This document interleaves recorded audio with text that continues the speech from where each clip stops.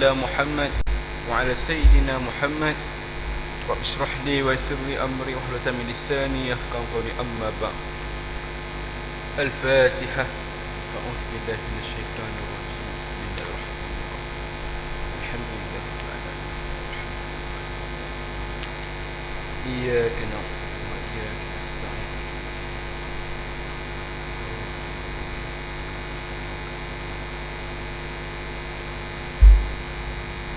Alhamdulillah, segala puji bagi Allah Subhanahu wa taala.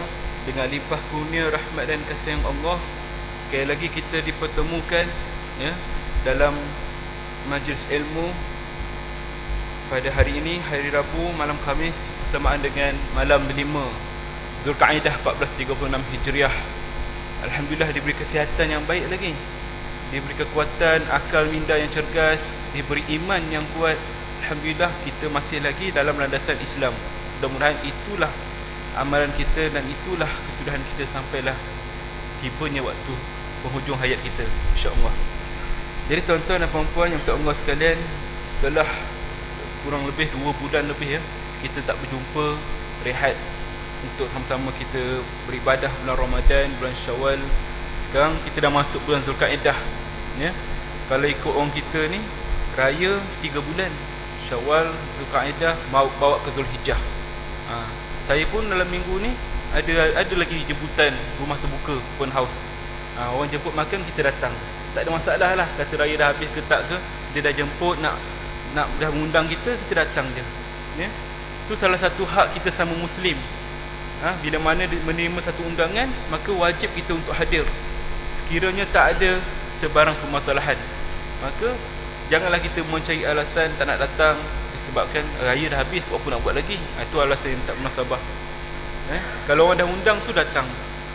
Tapi kalau misalnya kata orang tak undang, ni dalam kes yang lain pula, orang tak undang, kita dah lama tak jumpa kawan kita tu, tapi kita dengar dia nak buat rumah terbuka minggu ni, kita pun datang rumah dia, datang tanpa diundang. Maka dalam hal itu para ulama berkatakan diharuskan untuk kita datang, sebab kita yakin dengan kehadiran kita itu akan menyebabkan tuan rumah suka. Tapi kalau kita ni tak siapa-siapa pun kita tak kenal, tapi kita dengar ada orang tu, orang sederhana tu nak buat rumah terbuka misalnya kata, kita pun datang, itu diharamkan. Sebab apa? Kita tak tahu orang tu entah suka entah tidak. Tapi dalam hal yang lain pula, kalau kita lebih nak menjaga, kita tak diundang, tapi kita hadir ke rumah orang tu atas sebab kita nak ziarah, jangan makan lagi sampailah tuan rumah kata jemput makan, barulah kita dihalalkan untuk makan. Itu dalam bab tu kita hati-hati, terutama kenduri kahwin. Kalau ada tulis kat situ dijemput encik sekian sahaja. Kadang-kadang kat bawah tu ditulis bersama isteri datang ke majlis perkahwinan sekian. Itu kita dengan isteri je. Kalau dia kata isteri dan anak-anak, bawa anak-anak, maksudnya mak ayah kita tak boleh buat, tak boleh bawa. Ni semua benda ni macam ni, kadang-kadang masyarakat keliru. Bila dapat undangan kahwin, kita pun ajak siapa-siapa, nak ikut tak mana kenduri kahwin belah sana. Dia tak ajak pun orang yang tu, walaupun kita kenal orang tu. Itu kena hati-hati. Siapa yang diundang dan siapa yang kita nak ajak ni, kita kena hati-hati. Itu sebagai mukadimah kita. Jadi kalau tuan-tuan dan puan-puan tengok sekarang ni, jemaah haji dah mula berangkat ya. 17 Ogos, 2 hari lepas dah mula berangkat ke Tanah Suci, jemaah haji pertama. Mudah-mudahan mungkin ada daripada sahabat tuan-tuan, ataupun mungkin tuan-tuan sendiri yang mungkin akan berangkat menunaikan haji pada tahun ini.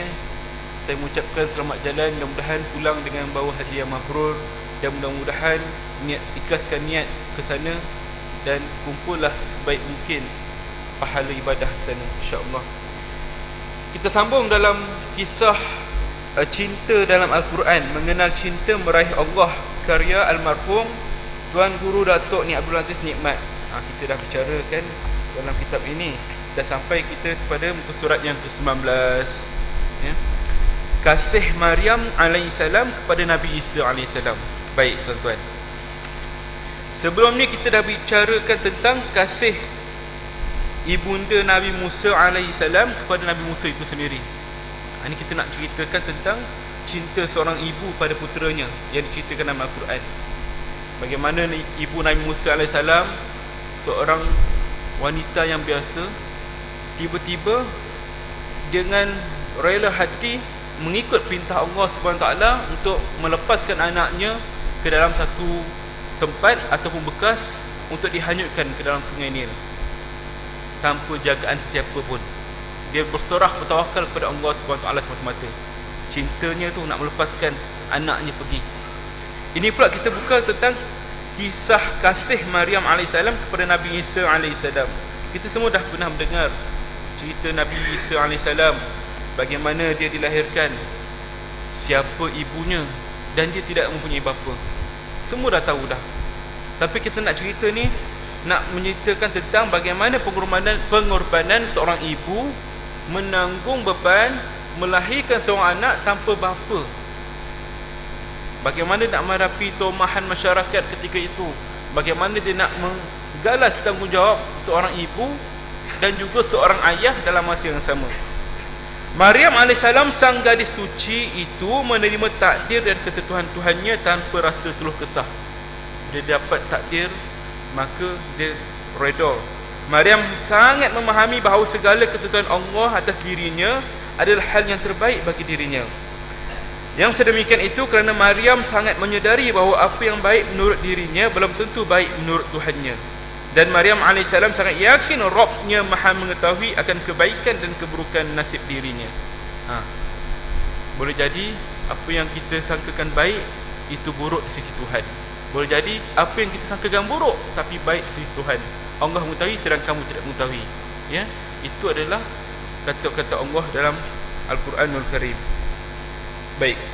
Keyakinan dan pasrah yang sepenuhnya akan ketentuan takdir Allah inilah yang membuat Maryam sangat arif menyingkapi pilihan Allah yang menjadikan dirinya tanda bagi kuasa dan kebesarannya. Kenapa Maryam? Kenapa Allah Ta'ala pilih Maryam? Tak lain tak bukan sebagai satu tanda kekuasaannya.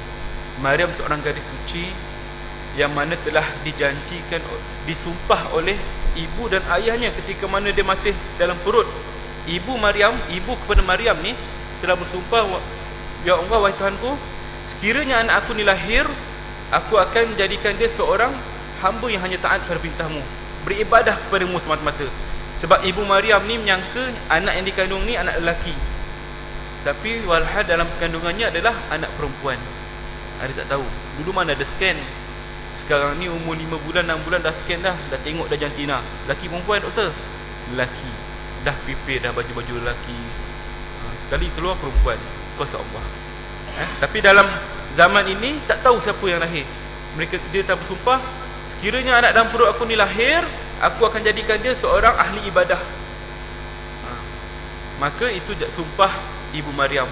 Maka bila mana Siti Maryam lahir, maka dia terpaksa laksanakan sumpah yang dijanjikan ketika mana dia mengandungkan Maryam. Maka sebab itulah Maryam ini tak pernah bercampur dengan lelaki, tak pernah bergaul mana-mana lelaki, ataupun tidak pernah berkahwin. Sebab itulah dia suci. Satu hari ketika Maryam AS sedang solat, sedang sujud, bertasbih dan berzikir di mihrabnya yang sederhana, tiba-tiba timbul rasa takut di sekujur tubuhnya. Maryam panik. Dia bingung, gemetar dan keringat dingin mengucur deras di sekujur tubuhnya. Dia bertanya pada dirinya, apa yang sedang terjadi pada diriku? Tengah semayang-semayang, tiba-tibanya rasa aku rasa takut semacam ni. Rasa dingin, dia sejuk-sejuk je. Tuan-tuan pernah rasa tak kalau macam kata tuan-tuan bangun solat tahajud, tiba-tiba terasa macam seram sejuk, ataupun terasa macam dingin, ataupun rasa perasaan tu gundah gulana, keluh kesah. Kadang-kadang itu adalah satu isyarat daripada Allah SWT nak menyampaikan Allah sangat hampir pada kita. Jangan kita salah anggap pula, alamak, siapa pula yang datang ni. Kita seorang-seorang kat rumah pula, kita semayang tahajud, tiba-tiba rasa sejuk je, macam ada orang perhatikan kita. Janganlah macam tu. Boleh jadi ada malaikat yang bersama dengan kita, kita sangka baik. Belum sempat berganjak dari mihrabnya, tiba-tiba di depannya datang seorang lelaki tampan. Dia adalah malaikat Jibril yang menjadi pemuda sangat tampan dan gagah. Tiba-tiba Jibril muncul dengan wajah yang tampan, pemuda yang tampan. Tentu saja Maryam terkejut. Bayangkan seorang perempuan dengan bersendirian, tiba-tiba datang seorang lelaki kat depan dia. Siapa tak lelaki tu? Masih terkejut. Dari mana lelaki itu datang? Tiba-tiba boleh berada kat depan dia. Dengan pantas Maryam berusaha menjauh daripada pemuda tampan itu sambil berdoa meminta perlindungan kepada Allah agar dirinya dijauhkan daripada tindakan jahat manusia-manusia yang jahat dan tidak bertanggungjawab. Dia pun berdoa, ya Allah, selamatkan aku ya Allah, aku tak tahu nak buat apa lagi dah. Ni kalau kita dalam kesusahan, bertawakal pada Allah Ta'ala, berserah pada Allah. Akan tetapi ketika Maryam hendak melangkah jauh, lelaki itu pantas mencegahnya. Aku bukanlah manusia biasa, aku adalah malaikat yang diutus Allah untuk datang dan mengurniakan kepadamu seorang anak lelaki yang suci. Demikian ujarnya.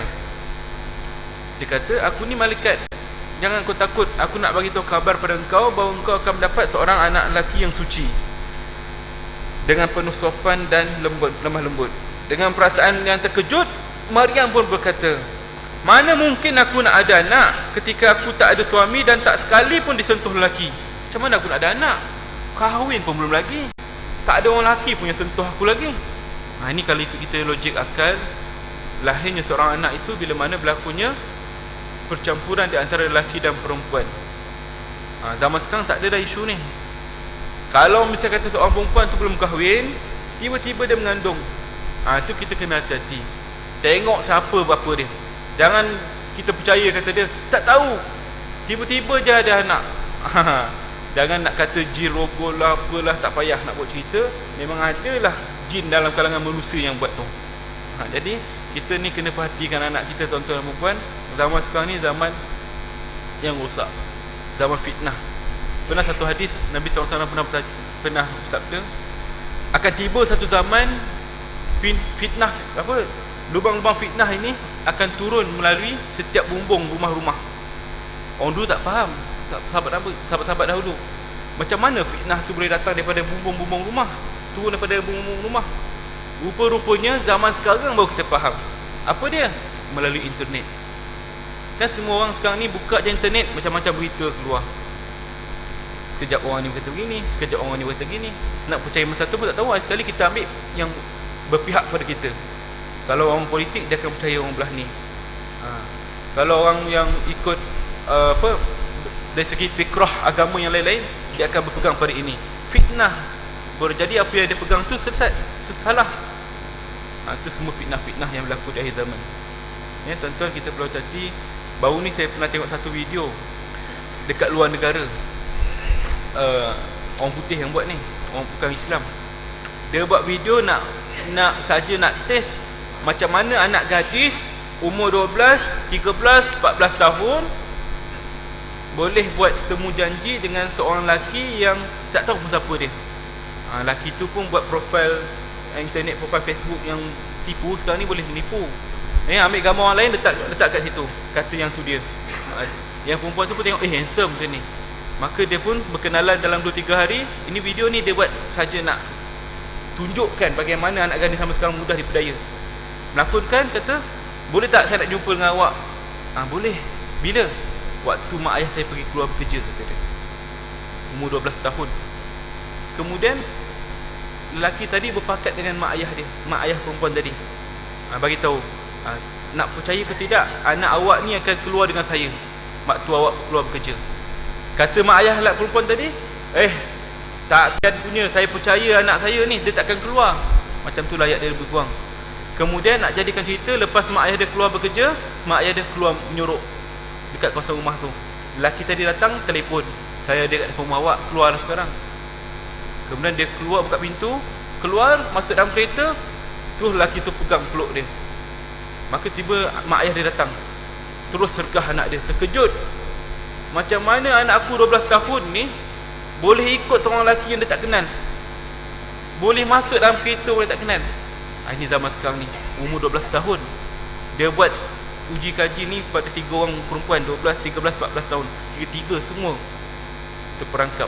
Itu orang luar barat, negara barat. Tak mustahil berlaku kat kita. Banyak kes-kes sekarang ni, perempuan yang tak kenal lelaki mana-mana yang dia berjumpa, baru kena 3 hari nak keluar berjumpa. Siapa silap dia? Mana silap dia ni?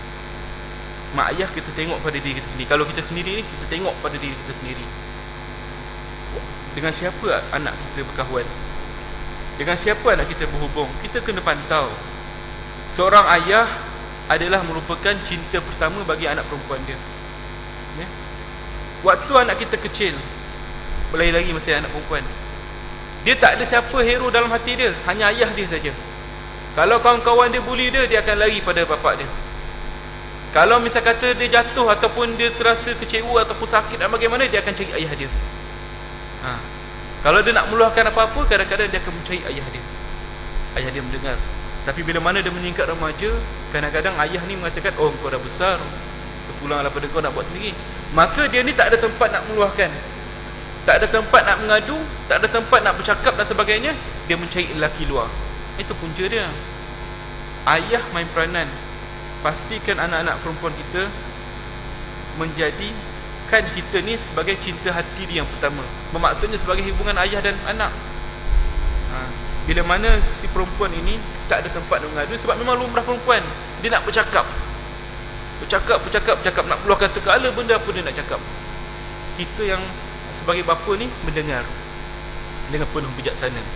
Dia tak boleh bercakap dengan ibu, sebab kadang-kadang kontra.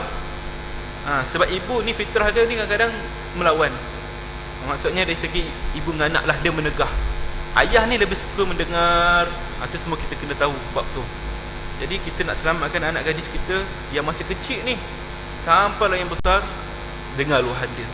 Kadang-kadang kita ambil masa untuk bersama dia, cakap berdua. Kadang-kadang tak perlu ibu hadir, tak apa. Sebab kadang-kadang anak perempuan ni dia segan bila mak dia ada. Mak dia mudah-mudah menjanggah. Minta maaf lah, tapi itu memang realiti dia. Kita sambung cerita ni. Baik. Dengan perasaan tergamam, Maryam berkata, mana mungkin aku mempunyai anak ketika aku tak ada suami, tak sekalipun disentuh lelaki. Jibril berusaha membesarkan hati Maryam. Utusan Tuhan ini berkata, ini adalah kehendak Tuhanmu. Baginya hal itu sangat mudah.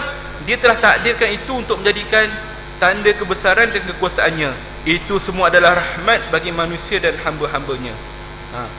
Allah Ta'ala ni maha mudah. Bagi setiap benda perkara mudah bagi Allah Ta'ala.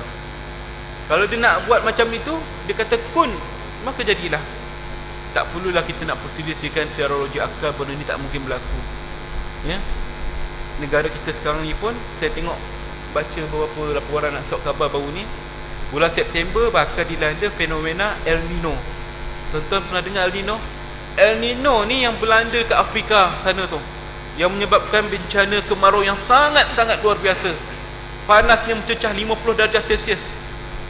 Banyak kematian, beribu-ribu kematian berlaku disebabkan kebuluran, disebabkan kepanasan yang sangat-sangat panas. Kata laporan sok khabar tu kajian dia lah, kita hanya menyampaikan. Bulan September ni Malaysia akan dilanda fenomena El Nino berdasarkan cuaca kita yang kadang-kadang tak menentu. Kadang-kadang ribut sangat-sangat. Baru ni hari Khamis minggu lepas, saya jalan dekat MR2 sebelah ni, banjir dekat MR2, ya? Banjir tu maksudnya banjir benda lalu lah, tapi nak katakan air naik tu banjir lah. Tak mustahil benda ni boleh berlaku. Nak katakan akhir zaman ni semua benda boleh berlaku atas izin Allah SWT. Jadi kita kena ingat, kalau logik akal, Malaysia ni negara yang di bawah khatulistiwa. Negara kita ni ada banjaran titiwangsa. Negara kita ni dilindungi oleh negara-negara lain. Maksudnya dari segi kalau angin monsun tak akan masuk dan sebagainya. Tapi bagaimana sekarang ni gempa bumi pun boleh melanda Sabah. Macam-macam perkara tak mustahil berlaku. Kalau ikut logik akal kita kata benda ni tak akan berlaku. Tapi dengan kuasa Allah semuanya boleh berlaku. Baik. Maryam belum sempat mencerna kalimat-kalimat yang dilontarkan Jibril, tiba-tiba malaikat Allah itu meniupkan sesuatu ke tubuh Maryam lalu menghilang. Ditiup roh ke dalam tubuh Maryam dan hilang.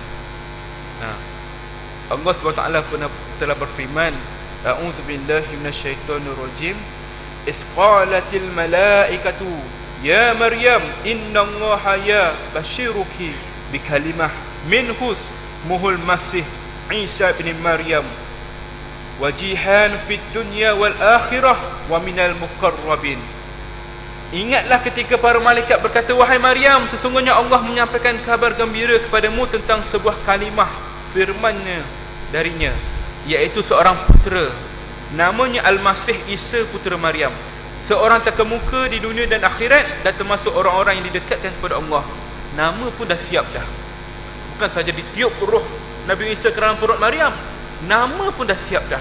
Al-Masih Isa, Isa alaihissalam, dah bagi nama dah pun. Kita lahir anak, kita kena fikir nama dulu. Dah fikir nama, kita kena jumpa orang alim dulu, betul tak nama ni, sesuai tak maksud nama ni. Kita kena tahu benda tu, jangan main letak aja apa-apa, tengok-tengok maksud dia sebalik dia. Tu kena tengok. Kejadian tersebut berlangsung begitu cepat sampai Maryam hanya mampu merenungi kejadian unik yang belum pernah dialami sepanjang hidupnya. Dia sudah jangka kemungkinan terburuk bakal terjadi saat kelahiran sang bayi. Dia telah siapkan mentalnya bagi menghadapi umpatan dan cacian keji anak zamannya selepas kelahiran si bayi yang dikandungnya. Ada tahu dah, kalau aku lahirkan anak ni mesti akan berlaku cacian dan kejian masyarakat. Baik, dipendekkan cerita, Maryam alaihissalam pun mengambil keputusan untuk beruzlah ataupun mengasingkan diri. Duduk diam-diam dalam mihrab dia, tak ada orang lain pun yang masuk ataupun keluar daripada tempat dia tu. Sampaikan satu saat Maryam ni sedih sebabkan dia memikirkan nasib yang bakal dilahirkan anak dia ni. Maka Nabi Isa AS dalam rahimnya seolah-olah berkata, berbisik pada ibu dia, "Wahai ibu, jangan kau bersedih, kerana aku yang akan kau lahirkan ini ibarat sebuah sungai yang mengalir air dari lautan ilmu, makrifat dan petunjuk ilahiyah dan puteramu." Maka Nabi Isa AS ni menenteramkan ibunya sejak daripada perut ibunya lagi. Baik, ketika mana hari kelahiran tiba, maka Maryam AS membinani persalinannya seorang diri. Sekarang ni kalau nak bersalin perlukan bantuan. Dari dulu lagi, dulu bidan, sekarang ni nurse, doktor dan sebagainya. Tapi Maryam AS bersalin seorang diri, tanpa seorang pun membantu proses kelahiran puteranya. Satu perkara yang sangat sulit bagi satu kehidupan perawan, yakni gadis suci Maryam tadi. Maka di lahirnya itu, dan setelah lahir dia penat. Maryam AS penat. Ibu yang melahirkan anak memang terasa penat. Sebab itulah disarankan kepada para bapa, bila mana nak mendapatkan zuriat, isteri nak melahirkan anak daripada zuriat kita, temanlah isteri dekat bilik salin tu. Kadang-kadang ayah ni takutlah ustaz, kata, saya ni takut darah, kata, tak boleh tengok ni. Tak payahlah tengok bahagian darah tu, tengok bahagian muka isteri, macam mana pengorbanan isteri nak melahirkan, barulah timbulnya rasa kasih sayang. Ini sebab kita tak tengok. Mudah-mudah aja kita ni dahlah kena pantang 3 bulan ustaz, masa itulah mata kita ni memandang tempat-tempat yang lain. Kena hati-hati, sebab kita tak nampak pengorbanan isteri nak melahirkan anak tu. Benar je. Jadi kita kena menemani isteri kita melihat saat kelahiran. Tapi Maryam AS lahir tanpa seorang pun di sisi dia. Dan bila mana dia lahir, dia penat. Bila mana dia penat, maka Jibril menegurnya dari tempat rendah, "Janganlah kamu bersedih hati, sesungguhnya Tuhanmu telah menjadikan anak sungai di bawahmu, dan goyanglah pangkal pohon kurma itu ke arahmu, nescaya pohon itu akan menggugurkan buah kurma yang masak kepadamu. Maka makan, minum dan bersenang hatilah kamu. Jika kamu melihat seorang manusia, maka katakanlah, sesungguhnya aku telah bernazar berpuasa untuk Tuhan yang Maha Pemurah, maka aku tidak akan berbicara dengan seorang manusia pun pada hari ini." Tengah lapar, lemah badan, tak ada siapa yang hantarkan makanan, maka tiba-tiba ada air sungai mengalir kat bawah kaki dia untuk dia minum. Dan bila mana dia menggerakkan pohon kurma yang tumbuh di tempatnya itu, gugur kurma. Sekali tolak, gugur kurma. Itulah wujudnya nama kurma Maryam. Orang kata, mana datang kurma Maryam? Daripada situ nama dia. Ada orang kata kurma ajwa, kurma Nabi. Kalau tuan-tuan pergi Mekah, akan jumpa orang Arab yang pandai cakap Melayu. Mari kurma Arab, kurma Nabi, dia kata. Kurma Nabi dia bagi nama. Kalau orang yang macam kita ni terpengaruh, kurma Nabi bagus ni, berkat ni, kita pun beli. Memang mahal kurma Nabi ni. Kalau kat kedai sini dekat Gombak ni pun saya pernah beli sebiji RM2 kurma ajwa tu. Kadang-kadang orang nak gunakan untuk tahnik anak dan sebagainya. Bagus kurma tu. Tapi kenapa guna nama kurma Nabi? Orang Arab ni pandai. Bila orang sebut nama Nabi nya, orang rasa macam sengaja nak beli. Jadi ada seorang ustaz tu dia pandai, dia kata kurma Nabi dah habis dah 1400 tahun dahulu. Mana datang kurma Nabi hari ni? Dia persoalkan pula. Betul lah tu, kurma Nabi dah makan Nabi dah. Tiba-tiba kita nak kata ni kurma Nabi. Tak ada masalah lah. Itu sebagai selingan je. Ya, tak ada masalah nak sebut-sebutlah. Kurma Nabi ke apa, orang kita mudah cakap kurma Nabi. Tak apalah, makan je lah. Ya. Baik. Maka dengan buah kurma itulah dia makan dan dengan air itulah dia minum. Maka bila mana datang orang kampung tanya, wahai Maryam, siapa anak ni? Siti Maryam AS hanya senyap, tak bercakap, kerana dia telah bernazar tidak akan berbicara dengan satu orang manusia pun pada hari ini. Sampaikan orang-orang pun mengatakan, wahai saudara perempuan Harun. Maksudnya Maryam AS yang selama itu dikenal anak negerinya sebagai seorang perawan yang suci dan ahli ibadah yang tinggi, tingkat ibadahnya disejajarkan oleh mereka dengan Nabiullah Harun AS dan Musa AS, kerana nista melakukan perzinaan hingga melahirkan seorang anak tanpa bapa. Ini macam satu penghinaan. Dalam ayat ini ada dua tafsiran. Bila mana orang-orang masyarakat pada zaman itu mengatakan, wahai saudara perempuan Harun, seolah-olah nak menghina Maryam. Maryam ni satu perempuan yang suci, nilai ibadahnya ni orang masyarakat tu mengatakan seolah-olah sama macam Nabi Harun dan Nabi Musa AS. Sebab itulah dia kata perempuan Harun, seolah-olah nak menghina. Macam kita lah, kita tengok satu orang yang buat maksiat, tiba-tiba kita tahu yang ni anak Pak Imam. Kita pun nak hina dia, kata wahai anak Pak Imam. Sebab kita tengok dia buat maksiat, saja nak menghinakan dia lagi, wahai anak Pak Imam. Macam tu lah maksud dia, nak menjatuhkan martabat seorang tu lagi. Anak Pak Imam pun buat macam ni. Itu maksudnya, contohlah satu orang yang kedudukan mulia, kita gunakan nama dia untuk menjatuhkan masyarakat satu orang yang lain. Baik. Dalam ayat maksud tafsiran lain mengatakan Maryam ini memang ada saudara lelaki yang bernama Harun dan Musa. Bukanlah maksud Nabi Harun dan Musa, tapi memang ada adik-beradik lelaki yang lain yang bernama Harun dan Musa. Itu dua tafsiran ya dalam ayat ini. Tapi dalam disyarahkan oleh Tuan Guru ni Abdul Aziz dalam buku ini, dia mengatakan, wahai saudara perempuan Harun, ayahmu sekali-kali bukanlah seorang yang jahat dan ibumu sekali-kali bukanlah seorang penzina. Ayat ini nak mengatakan bahawa masyarakat pada hari itu nak menjatuhkan penghinaan kepada Maryam. Jadi dia menggunakan wahai perempuan Harun. Itu maksud dia. Maka melihat keadaan anak kaumnya itu, Maryam memilih untuk diam seribu bahasa. Diam je, lantaklah kau nak cakap apa, aku diam saja. Sebab dia dah bernazar tidak akan berbicara pun. Allah Ta'ala telah memerintahkan supaya engkau diam, tak payah cakap apa. Orang nak bercakap apa pun diam. Ini pun kadang-kadang satu dalil juga, bila mana kita mendapat satu fitnah dalam kalangan masyarakat, kadang-kadang diam itu lebih baik untuk menutup fitnah tu. Sebab kalau kita menghadapi fitnah tu dengan melawan fitnah tu, maka benda tu akan berterusan. Diam kadang-kadang lebih baik. Tapi ada masa-masa juga kita perlu menegakkan hak kita. Kita bergantung pada situasi kita lah. Jangan diam saja. Perlu juga menegakkan hak. Tapi kadang-kadang jangan asyik bercakap aja nak melawan hak fitnah kita tu. Kadang-kadang diam tu lebih baik. Maka orang akan senyap lama-lama. Baik. Bagi kaum Yahudi, puasa bagi bangsa Yahudi adalah puasa makan dan bicara. Maka Maryam AS mengarahkan tangannya menunjuk ke arah bayi yang merupakan sebuah pesan kepada kaumnya. Kaum Yahudi ni bila berpuasa, dia akan berpuasa mulut, cakap-cakap, dan berpuasa makan. Kita ni kalau kata takdirkanlah puasa ni tak boleh bercakap, senyap semua orang. Kau bercakap, kau batal katanya. Kalau kita bisa katalah syariat Nabi Musa tu dibawa kepada kita, bercakap pun tak boleh waktu berpuasa, kan sudah susah dah. Ada orang bercakap, kita kata engkau bercakap, kan dah batal puasa. Kita yang bercakap ni pun batal puasa. Itu kan susah. Jadi syariat mengikut pada zaman yang sesuai. Zaman Nabi Musa AS bersesuaian dengan dia, maka diturunkan syariat itu. Zaman kita ada syariat yang lain. Baik. Bicara dan tanyalah bayi itu dan realiti hakiki yang sebenarnya. Kata Maryam, kau nak dengar sangat, nak tahu sangat mana datang anak ni, kau cakap dengan bibi tu. Macam tu maksud dia.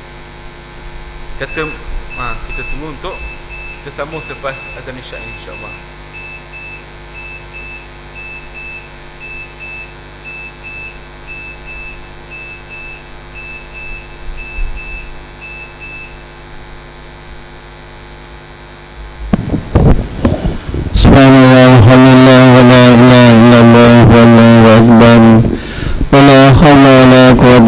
بالله العلي العظيم.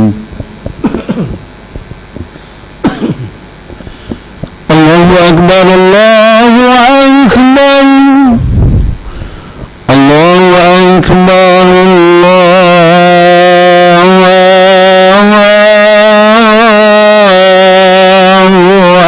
أكبر. أشهد أن لا إله إلا الله.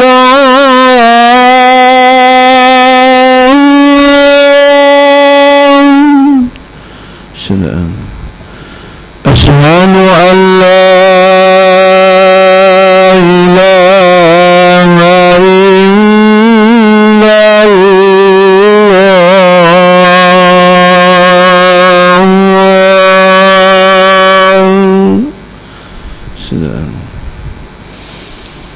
أشهد أن محمدا رسول الله.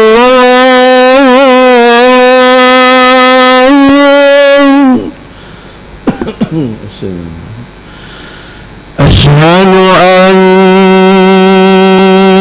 محمدا رسول الله.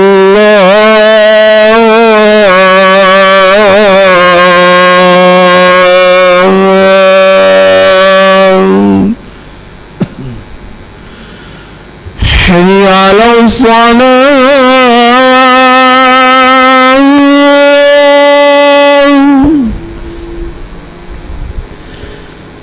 حي على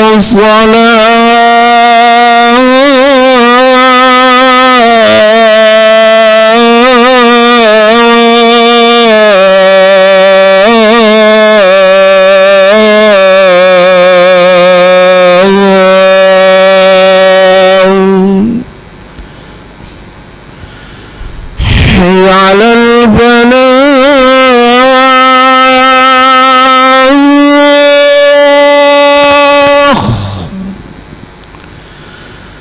حي على الفلاح.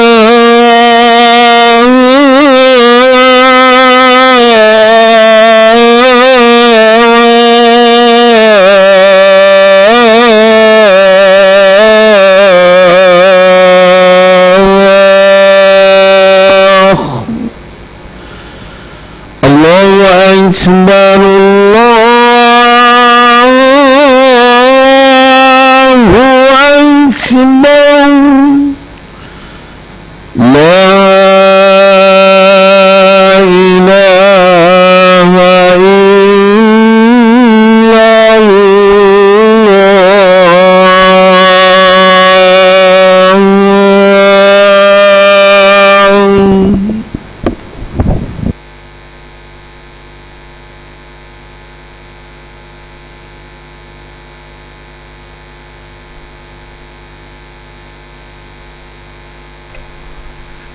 Bismillahirrahmanirrahim. Alhamdulillahirabbil alamin. Allahumma shalli ala Muhammad wa ala sayyidina Muhammad.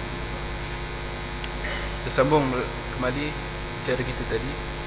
Maka ketika mana Maryam AS dituju, mana datang anak ni? Maka Maryam AS pun menunjukkan, kau nak tahu sangat kau tanya.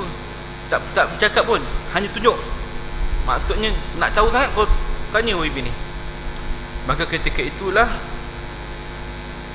orang-orang Yahudi ketika itu bertanya, fa asyarat ilaihi qalu kaifa nukallimu man kana fil mahdi sabiya.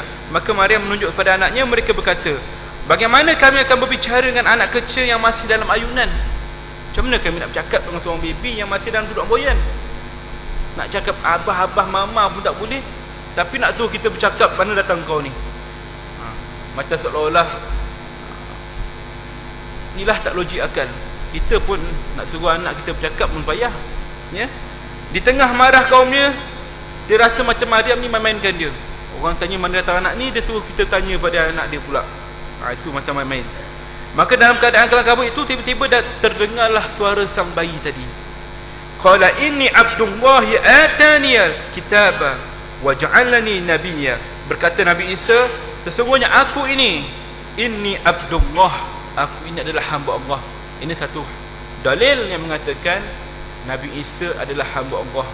Dalil ini nak mengatakan bahawa Nabi Isa ni bukan anak Tuhan, sebagaimana yang didakwa oleh Nasrani ataupun Kristian pada zaman sekarang ni. Mereka mengatakan Nabi Isa anak Tuhan ataupun Jesus panggilannya. Ya, dah terang dah dalam surah Maryam ayat 30, Inni Abdullahi ataniya kitaba wa ja'alani nabiyya. Aku ni hamba Allah, dia memberikan aku kitab, yakni Injil, dan dia menjadikan aku seorang nabi. Dah tegas dah, nabi aku jadikan. Aku adalah Abdullah, hamba Allah. Sebuah ungkapan ikrar dan maklumat yang lahir daripada lisan bayi yang kecil, petanda kesaksian akan kebesaran Allah. Para ahli tafsir menjelaskan ketika mana bayi itu dilahirkan, bayi itu berusaha menenangkan hati sang ibu dan meyakinkan sang ibu bahawa lahirnya ke dunia adalah sebagai tanda kebesarannya. Ibu mana yang tak sedih lahir tanpa seorang bapa di sisi dan tanpa ada orang yang bersamanya. Bayi itu menunjukkan kepada sang ibu makanan dan minuman untuk diri dan ibundanya. Dia tunjuk pula tu, dah lahir nak makan mana, makanan tak ada, ditunjuk tu. Air mengalir kat bawahnya, pokok-pokok pohon kurma tumbuh dan akhirnya membuahkan buah-buah kurma yang masak. Imam Said Qutb mengatakan ketika mana bayi itu lahir ke dunia, dia berkata pada ibunya, Allah tak melupakan dirimu wahai bundaku, dan dia tidak akan pernah meninggalkan dirimu. Dia telah memberimu balasan berupa air yang mengalir deras di bawah telapak kakimu. Allah tak akan lupakan orang yang sabar dengan musibah yang timpanya. Ya, Allah dah kata dah, wabashirus sabirin allazina idza asabathum musibah qalu inna lillahi wa inna ilaihi raji'un. Sampaikanlah kabar gembira kepada orang yang bila mana ditimpakan musibah, mereka sabar dan mereka mengatakan inna lillahi wa inna ilaihi raji'un. Sesungguhnya kami ni semua datang daripada Allah dan kepada Allah lah kami semua akan kembali. Sabar. Musibah yang kita terima dengan redha, Allah Ta'ala akan ganjarkan dengan ganjaran yang kadang-kadang tak tahu mana datangnya. Itu semua kuasa Allah. Sebagian para alim tafsir menjelaskan saat itu memancar sumber air yang jernih dari kaki Maryam di tempat tersebut dengan sumber yang sangat deras, sedang pohon kurma tempat dia bersandar itu dapat digerakkan dengan mudah hingga bergugur buahnya ke bumi. Buah kurma yang matang dan sumber mata air yang deras, itulah hidangan Tuhan yang dihidangkan kepada Maryam dan bayinya.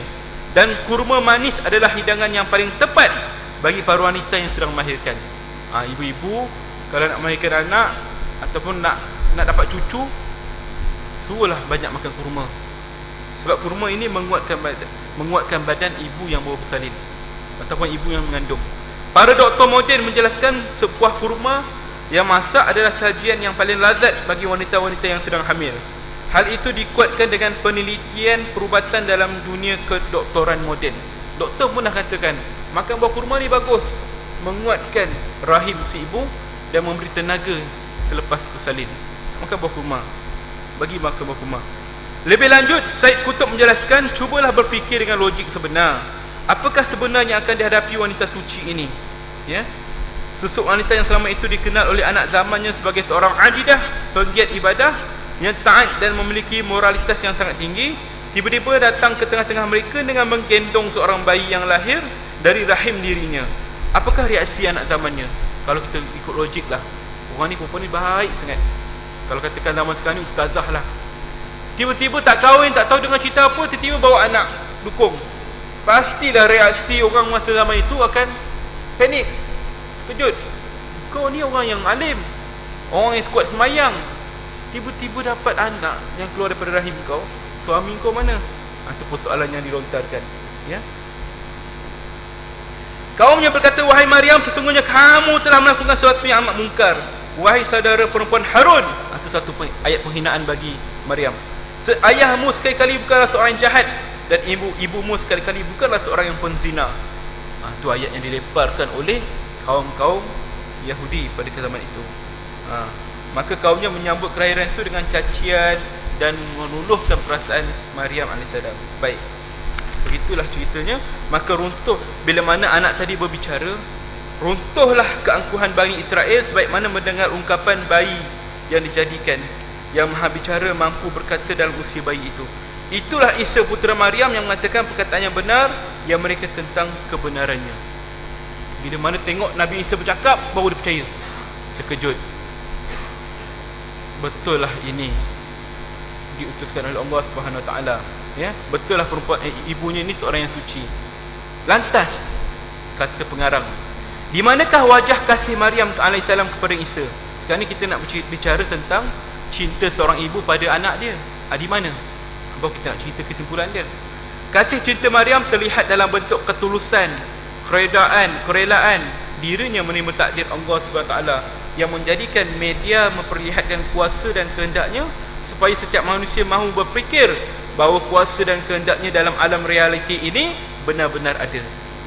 Bagaimana seorang perempuan sanggup menerima ujian oleh Allah SWT dengan rela hati, dengan ikhlas, dengan reda, menjadikan dirinya sebagai satu media ataupun satu penyampaian, nak buktikan Allah ni boleh buat apa saja. Perempuan yang tak pernah disentuh oleh lelaki boleh melahirkan anak. Itu media Allah, ya, nak menyampaikan maklumat. Maka digunakan Maryam alaihissalam. Maryam menerima ujian itu dengan penuh reda. Jika kaum Yahudi sampai detik ini, bahkan hingga akhir zaman kelak, tetap menuduh bahawa, bahkan mendakwa Nabi Isa sebagai anak yang lahir daripada zina, Al-Quran Al-Karim, kitab yang diturunkan kepada Nabi Muhammad SAW, penghulu para Nabi menegaskan, kalau misalnya kata orang Yahudi ni sampai sekarang dia tak percaya, dia kata Nabi Isa tetap lahir hasil daripada zina. Maka dijawab dalam Al-Quran, dalam surah Al-Tahrim ayat 12, A'udzubillahi minasyaitonirrajim, wa Maryam ibnata Imran allati ahsanat farjaha fanafakhna fihi min ruhina wa saddaqat bi kalimati rabbiha wa kutubihi wa kanat minal qanitin. Dan ingatlah Maryam, puteri Imran yang memelihara kehormatannya, maka kami tiupkan ke dalam rahimnya sebahagian daripada roh ciptaan kami, dan dia membenarkan kalimat Tuhannya, dan kitab-kitabnya adalah dia termasuk orang-orang yang taat. Allah dah jelaskan dalam Al-Quran. Ini hujah kita bagi kaum Yahudi. Tapi kalau kaum Nasrani pula nak katakan Nabi Isa ni anak Tuhan ataupun sebahagian daripada Tuhan, apa kita nak jawab? Dalam surah Al-Maidah ayat 75 dah menjelaskan, A'udzubillahi minasyaitonirrajim, mal masihu ibnu Maryam illa rasulun qad khalat min qablihi rusul wa ummuhu siddiqah kana ya'kula at-ta'am. Al-Masih putera Maryam itu hanyalah seorang rasul. Ini ayat dia. Al-Masih putera Maryam, Nabi Isa tu hanya seorang rasul, pesuruh Tuhan, yang sesungguhnya telah berlalu sebelumnya beberapa rasul, dan ibunya seorang yang sangat benar. Kedua-duanya biasa memakan makanan. Maksudnya Nabi Isa ni manusia biasa, dia pun makan juga, dia pun tidur juga. Kalau betul Nabi Isa ni Tuhan, mana mungkin seorang Tuhan itu nak makan? Dia dah Tuhan, tiba-tiba perlu berhajatkan sesuatu benda yang lain untuk kekuatan diri dia. Tak logik. Ya, seorang yang katakan dia ni Tuhan, bagaimana seorang Tuhan boleh makan? Itu kita pun dah kata dah, ayat dari situ pun dah tak logik. Bagi tuan-tuan dan puan-puan, secara kesimpulannya, kasih sayang seorang ibu pada anak ni menjangkaui segala-galanya. Bagaimana seorang ibu sanggup mempertahankan anak dia ini, sanggup menjaga anak dia ni tanpa menggugurkan dia. Zaman sekarang ni, kalau tuan-tuan dan puan-puan mendapat khabar yang kurang baik daripada sesiapa saja yang mengandungkan anak hasil daripada luar nikah, maka peliharalah dia. Jangan kita cemuh dia, sebab dia dah melakukan satu dosa. Itu antara dia dengan Tuhan. Maka jangan kita menyebabkan, jangan kita jadi punca untuk dia buat dosa yang kedua, iaitu menggugurkan. Itu dugaan tu. Kadang dia lemah sangat, tak ada orang yang support, keputusannya apa yang dia buat? Gugur. Dosa yang kedua dia buat, membunuh. Itu ujiannya. Jadi apa lagi yang boleh kita ambil daripada intipati bicara kita pada hari ini? Kalau masa kata kita ada anak, ataupun isteri kita nak bersalin, ataupun cucu kita nak bersalin dan sebagainya, maka kita cubalah amalkan pemakanan sunnah. Bagi makan kurma, dalam ayat ni katakan, bagilah minum air zam-zam, bagilah minum minyak zaitun, bagilah madu dan sebagainya, untuk menguatkan diri orang yang nak bersalin tu, ya? Jadi tuan-tuan dan puan, benda ni saya dah amalkan dah. isteri saya bersalin masa usia kandungannya tak sampai 7 bulan. Masa tu memang doktor kata mungkin harapan dia ni tipis 50-50 saya reda kan? Tapi saya dah amalkan pemakanan sunnah pada isteri saya tu, madu, minyak zaitun, kurma dan juga air zam-zam. Benda tu kita bagi yang asli, bukan yang dah campurkan produk-produk tu. Kita bagi yang asli. Tak ada masalah kalau nak campur produk tu, tapi bagi yang asli. Kesimpulannya, lahirnya anak saya tu dalam keadaan beratnya 2.2 kilo. 7 bulan. Kalau ikut logik 7 bulan ni tak sampai, kurang daripada 2 kilo. Paling berat pun 1,5. Biasanya 1 kilo. Dan akan masuk dalam incubator tu. Tapi ditakdirkan selamat dan tak perlu duduk dalam incubator tu pun. Saya boleh bawa balik. Cuma kena tahan dalam 3-4 hari je sebab ada kuning. Itu je. Tapi nak mengatakan kuasa Allah, kita ikut apa yang disuruh Allah, Allah akan bantu kita. Semua kuasa Allah. Kalau ikut logik doktor, benda ni mustahil. Sampai doktor kata, apa yang awak buat, apa yang awak bagi makan pada isteri awak ni, sampaikan boleh melahirkan anak yang beratnya tak bersesuaian dengan kandungan. Kata saya bagi makan kurma, air zam-zam, madu, minyak zaitun. Alhamdulillah. Maka doktor tu doktor India, dia pun mensarankan pada perempuan-perempuan hamil yang lain minum benda tu. InsyaAllah apa-apa kemungkinan Allah Ta'ala punya kuasa, mudah-mudahan kelahiran tu lahir dengan selamat. Jadi tuan-tuan dan puan, sekadar itulah perkongsian saya pada hari ini. InsyaAllah segala yang baik itu kita amalkan, kita jadikan panduan. Yang buruk itu kita jadikan sepadan. Dan segala yang lemah itu datang daripada kelemahan saya sendiri. Saya minta ampun, minta maaf sebarang kekurangan ataupun kekilafan, tutur bicara dan mengambil masa yang lama. Sekadar itu kita tangguh dengan tasbih kafarah dengan surah Subhanallahi wa bihamdika asyhadu an la ilaha illa anta astaghfiruka wa atubu ilaik. Bismillahirrahmanirrahim. Al-'asr innal insana lafi khusr illa alladhina amanu wa 'amilus solihati wa tawassaw bil haqqi wa tawassaw bis sabr. A'udzu billahi minasyaitonir rajim. Bismillahirrahmanirrahim. Alhamdulillah rabbil alamin wassalatu wassalamu ala asyrafil anbiya'i wal mursalin wa ala alihi wa sahbihi ajma'in. Allahumma shalli ala Muhammad wa ala sayyidina Muhammad. Allahumma faqqihna fid din, Allahumma faqqihna fid din, Allahumma faqqihna fid din. Ya Allah, berilah kami kefahaman agama. Ya Allah, berilah kami kefahaman agama. Ya Allah, berilah kami kefahaman agama. Allahumma rabbana atina fid dunya hasanah wa fil akhirati hasanah wa qina adzabannar. Ya Allah, berilah kami kebaikan dunia dan kebaikan akhirat, dan lindungilah kami daripada siksa azab api neraka. Subhana rabbika rabbil izzati amma yasifun. Wassalamu ala mursalin walhamdulillahi rabbil alamin. Assalamualaikum warahmatullahi wabarakatuh.